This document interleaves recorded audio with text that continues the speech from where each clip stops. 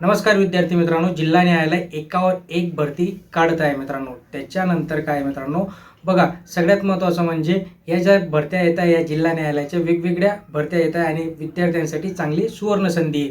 मुंबई उच्च न्यायालयाच्या तर्फे औरंगाबाद खंडपीठासाठी ट्रान्सलेटरची गरज आहे. Junior translator. आता ज्युनियर ट्रान्सलेटरचं काम काय आहे, त्याला भत्ता काय, तो फॉर्म भरताना त्याची इलिजिबिलिटी काय असणार आहे, हे सगळ्या गोष्टी आपण या व्हिडिओच्या माध्यमातून जाणून घेणार आहे. त्यामुळे शेवटपर्यंत बघा याच्यामध्ये जो पगार असणार आहे, तुमचा पगार पण चांगला आहे. 49,000 100 एवढा पगार तुम्हाला मिळणार आहे. तिथे तुमचं फक्त मिनिमम ग्रॅज्युएशन असणं कंपल्सरी आहे. एनी स्ट्रीममधनं कुठलंही ग्रॅज्युएशन तुमचं झालेलं असावं.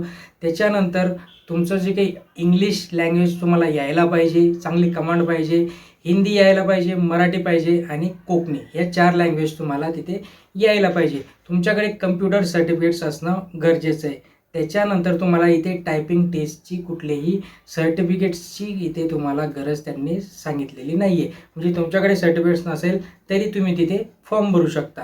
नंतर मित्रांनो, याच्यामध्ये निवड प्रक्रिया कशी असणार आहे बघा. सगळ्यात महत्त्वाचं म्हणजे ह्या 3 तासाचा तुमचा पेपर होणार आहे. 2 सेक्शन असणार आहे. एक 3 तासाचा पेपर असणार आहे आणि एक 20 मार्काचा इंटरव्ह्यू असणार आहे. बघा 3 तासाचं ते सेक्शन दिलं आहे त्यांनी. इंग्लिश ग्रामर दिलं आहे. इंग्लिशच मेन आहे याच्यामध्ये. इंग्लिश ग्रामर दिलं आहे 30 मार्कासाठी.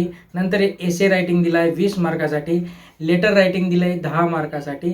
आणि जे ट्रान्सलेशन करायचं आहे तुम्हाला बघा, हिंदीमधून इंग्लिशमध्ये, कोकणीमध्ये, हिंदीमध्ये, या ट्रान्सलेशनसाठी तुम्हाला 40 मार्क्स त्यांनी इथे आपल्याला दिलेत. हा सगळा झाला तुमचा ओव्हरऑल 100 मार्काचा पेपर. या 100 मार्काच्या पेपरमध्ये तुम्हाला कमीत कमी 50 मार्क्स मिळणं गरजेचं आहे.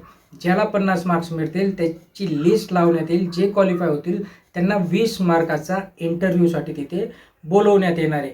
महत्त्वाचे आहे मित्रांनो, याची लास्ट डेट जी आहे ती 29 मेपर्यंत तुम्हाला लास्ट डेट आहे आणि त्याच्यानंतर तुम्हाला इथे फॉर्म भरायचा आहे. आता याच्यानंतर मित्रांनो, जर सुरुवातीला ज्यावेळेस तुम्ही फॉर्म भरायला जात, तुम्हाला तिथे तुमचं रजिस्ट्रेशन वगैरे करायचं आहे.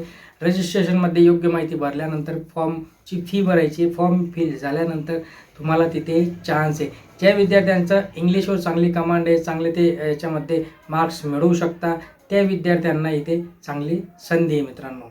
असेच अपडेटसाठी चॅनलला सबस्क्राईब करून ठेवा, लाईक करा, शेअर करा. धन्यवाद.